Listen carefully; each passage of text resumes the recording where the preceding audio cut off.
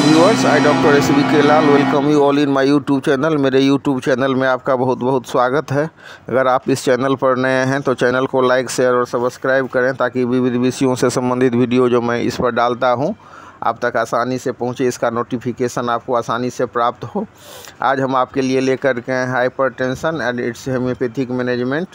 तो सबसे पहले हम जानते हैं कि व्हाट इज हाइपरटेंशन।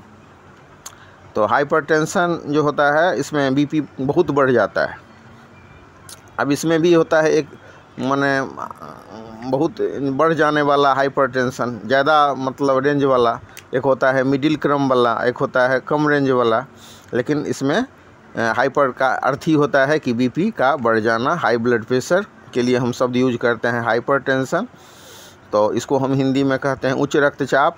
तो आइए सबसे पहले हम जानते हैं कि रक्तचाप क्या होता है। तो हम सभी जानते हैं कि हार्ट का काम होता है ब्लड को पंप करना।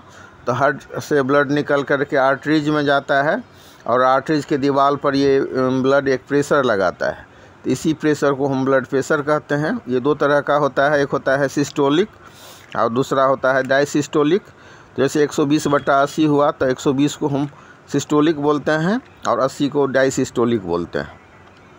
अब इसका सामान्य रेंज कितना होता है सामान्य स्थिति में।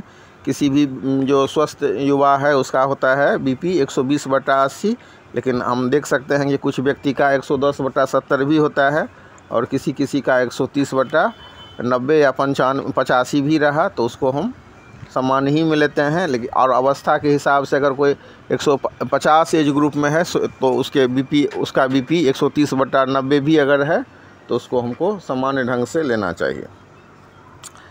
अब इसमें हम देख सकते हैं कि जब किसी व्यक्ति में बीपी जो 130 140 हो गया फिर या 146 रहने लगा तो कुछ नोटिस होता है, शरीर नोटिस दे रहा होता है और वो स्टेज होती है प्री हाइपरटेंशन की। तो इसमें एज के हिसाब से थोड़ा थोड़ा बढ़ता है, लेकिन कभी कभी जब मतलब कुछ अस्वस्थता बढ़ने लगती है तो होता है कि भाई अब आप सावधान हो जाइए नॉनवेज से या ठंडा सबसे या फिर जो मतलब मटन से। साथ ही इसके बीपी को पल्स रेट के साथ भी एसोसिएट करके देखना चाहिए। वही अगर किसी का 130 या 140/90 है 95 या पल्स रेट अगर 100 से ज़्यादा हो गया तो थोड़ी सी सावधानी बरतने की आवश्यकता है। अब इसमें एक होता है आइसोलेटेड हाइपरटेंशन। तो इसमें हम देखते हैं कि आदमी का बीपी बढ़ गया है और उसके साथ अन्य बीमारी नहीं है, लेकिन मेलिग्नेंट हाइपरटेंशन में हम देखेंगे कि लगातार बीपी बढ़ा हुआ होता है। इसी हिसाब से इसको प्राइमरी और मतलब सेकेंडरी हाइपरटेंशन के रूप में भी हम इसको डिवाइड करके इसका स्टडी करते हैं। तो प्राइमरी हाइपरटेंशन के मामले में देखते हैं कि कोई पैथोलॉजिकल चेंज नहीं हुआ है, जबकि सेकेंडरी हाइपरटेंशन के मामले में हम देखते हैं कि अन्य बीमारी के साथ भी ये संबंधित है, जैसे मतलब किडनी के साथ या मतलब ब्लॉकेज के साथ या मतलब प्रेगनेंसी या मोनोपॉजल सिचुएशन में जो हाइपरटेंशन होता है।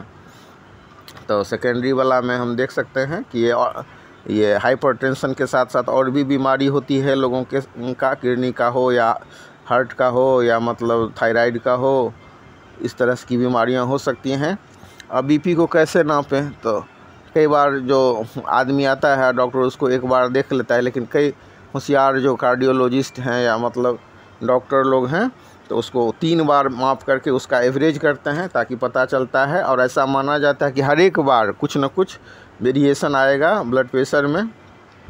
अब इसके कारण की बात करें तो मतलब सबसे जो प्रोमिनेंट कारण है कि एज बढ़ना, एज के साथ साथ बीपी बढ़ता है। उसके बाद मोटापा, नींद कम ले पाना और जो मांसाहार जो मटन वगैरह सब होता है उसमें कोलेस्ट्रॉल बहुत बढ़ जाता है, आर्टरीज को ब्लॉक कर सकता है। तो वो इसके अलावा जो सेडेंटरी लाइफ स्टाइल है, लोग बैठे रहना पसंद करते हैं, मॉर्निंग वॉक नहीं करते हैं, शारीरिक काम की कमी हो जाती है, अल्कोहल का इंटेक बढ़ा लेते हैं, तो साल्टी डिश का ज़्यादा सेवन कर पाना, तो ये सब कारण होता है। इसी सब के कारण कभी कभी मतलब हार्ट का ब्लॉकेज हो गया, फिर स्ट्रेस हो गया, ये सब रिस्पॉन्सिबल फैक्टर हो सकता है। और इसके अलावा कुछ शारीरिक कंडीशन भी है जो हाइपरटेंशन के लिए रिस्पॉन्सिबल है। और एक बहुत ही महत्वपूर्ण चीज़ है जिसको हम बोलते हैं साइलेंट बीपी डॉक्टरी के भाषा में। तो साइलेंट बीपी में क्या होता है कि आपको बीपी आपका बढ़ा हुआ है, हाइपरटेंशन का केस है, लेकिन आपको मालूम कुछ नहीं पड़ रहा है, आपको समझ मैंने कुछ ऐसा ही न दिख रहा है, जैसे मैंने सर भारी, जैसे हम बोलते हैं ना कि हाइपरटेंशन का लक्षण होता है सर भारी होना, गुस्सा ज़्यादा आना, चक्कर, सर दर्द, कान में आवाज़, दिमाग शांत नहीं, सीना में भारीपन या फिर सीना में दर्द, वही सब आगे चल कर के फिर कभी एंजाइना का भी रूप ले लेता है। तो देखेंगे कि कई मामले में ये सब कुछ लक्षण नहीं है, तो ऐसे मामले को हम साइलेंट बीपी कहते हैं। तो यही सब लक्षण है इसका कि जब घबराहट हो, चिड़चिड़ापन हो सकता है, धुंधलापन हो सकता है, चेस्ट पेन हो सकता है, गर्दन जो यहाँ पर हमारा ब्रेन है वहाँ के उनके समीप लगे कि मैंने माथा भारी हो गया है। तो इनिशियल स्टेज में हम इसको जो मैनेजमेंट करते हैं कि हम वेट को कम करना चाहिए, वज़न को नियंत्रित रखना चाहिए, और प्रतिदिन सुबह में हमें व्यायाम, प्राणायाम और जो टहलने को अपने जीवन में रूटीन में शामिल करना चाहिए। मैंने कई पेशेंट को देखा है और उनका अनुभव है कि टहलने से उन्होंने अपने बीपी को और शुगर को दोनों कंट्रोल किया है। और सबसे ज़्यादा महत्वपूर्ण है कि अल्कोहल और धूम्रपान जैसी जो बुराइयां हैं उससे बचना चाहिए, साल्ट इंटेक कम करना चाहिए। कुछ आदमी को होता है हर एक चीज़ के साथ थोड़ा सा नमक लेकर खाते हैं, तो ये नमक को ज़्यादा मात्रा में, समुचित मात्रा में अगर नहीं लीजिएगा तो इलेक्ट्रोलाइट की कमी हो जाएगी, ये भी बात है। लेकिन अगर मतलब आप ज़रूरत से ज़्यादा ले रहे हैं, हर एक भोज्य पदार्थ के साथ थोड़ा थोड़ा नमक ले रहे हैं, तो ये नुकसान कर सकता है। तो उसको समुचित मात्रा ही मिले। और उसके साथ जब जांच करने की बात होती है तो हम लोग उसको मतलब सबसे पहले तो जो साइलेंट बीपी होता है तो उसमें तो कुछ पता ही नहीं चलता है, तो सबसे पहले पेशेंट का इसीलिए बीपी नापा जाता है। और फिर अगर वो बढ़ा हुआ है तो उसके साथ साथ लिपिड प्रोफाइल, जिसमें कि LDL, HDL, VLDL ये सब के बारे में जानकारी मिल जाती है। और फिर उसके बाद ECG, ये सब जांच के बाद भी अगर समझ में नहीं आया तो फिर इको सब करा दिया जाता है, ब्लॉकेज का पता कराया जाता है। या फिर थायराइड, डायबिटीज़, शुगर, ये सब कंपलसरी टेस्ट है। जबकि कोई हाइपरटेंशन का मामला आए या वैसे नहीं भी आए तो रूटीन साल में 6 महीना पर या साल भर पर हमको ये सब जांच करना चाहिए। अगर एलोपैथिक ट्रीटमेंट की बात करें तो हम देखते हैं कि पूरा लाइफ भर लोग दवाई खा रहा है, कभी कभी एक दवाई से अब बीपी कंट्रोल नहीं हो रहा है तो 2-3 दवाई भी दे दिया जाता है। कभी कभी लाइसिक्स सब दे करके उसको खूब पेशाब करा दिया जाता है, तो उसके शरीर में इलेक्ट्रोलाइट की कमी हो जाती है। इलेक्ट्रोलाइट का मतलब इम्बैलेंस हो जाता है और फिर बहुत भयंकर कमजोरी हो जाती है, तो फिर उसमें पोटेशियम दिया जाता है। तो ये सब चीज़ है। और ऐसा नहीं है कि एक ही दवाई है एलोपैथ में, हम सामान्यतया देखते हैं एम्लोडेक, एम्लोकैंड, एम्लोभास, एटनोलॉल, ये सब दवाई सब है, टेल्मा-H, ये सब प्रचलित दवाइयाँ हैं जो दी जाती हैं। इसका अपना डॉक्टर का डायग्नोसिस होता है। कभी कभी ट्रायल एंड एरर भी होता है कि ये दवाई दिए, ये सूट नहीं किया तो बदल करके दूसरा दवाई दे दिए। और जो आदमी अंग्रेजी में इलाज करा रहे हैं पहले से, तो उन लोगों के लिए है कि हम लोगों के यहाँ वैसा केस आता है तो हम लोग तुरंत उसको छुड़ाते भी नहीं हैं। तो ये नहीं है कि अंग्रेजी दवाई बंद करके होम्योपैथी करना चाहिए। अगर अंग्रेजी दवाई लेते हुए लाभ नहीं हो पा रहा है तो साथ साथ भी होम्योपैथी का सेवन करें, और फिर धीरे धीरे आपका वो सारा चीज़ जो तकलीफ़ है वो सब में सुधार हो गया तो फिर हम उसके जगह पर होम्योपैथी दवाई लेते हैं। तो इसमें कहता है अगर आप एसिनोफिलिक नहीं हैं तो 2 चीज़ कहता है खाने के लिए कि केला का खाइए, सेवन कीजिए, और मतलब अनार का जूस लीजिए। लहसुन के सेवन से बहुत अधिक फ़ायदा होता है। सुबह सुबह में मेडिसिन की तरह उसको छोटा छोटा काट दीजिए ब्लेड से, लहसुन लेकर के थोड़ा सा सुसुम पानी ले लीजिए।